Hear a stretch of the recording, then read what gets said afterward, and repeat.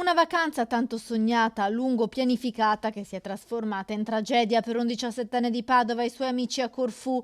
Il ragazzo, giovedì notte, mentre si trovava nell'appartamento che aveva affittato con alcuni compagni di classe, è precipitato dal balcone del secondo piano, riportando vasti traumi alla testa. Ora il giovane studente, ricoverato in gravissime condizioni all'ospedale dell'isola greca, meta gettonata per le vacanze.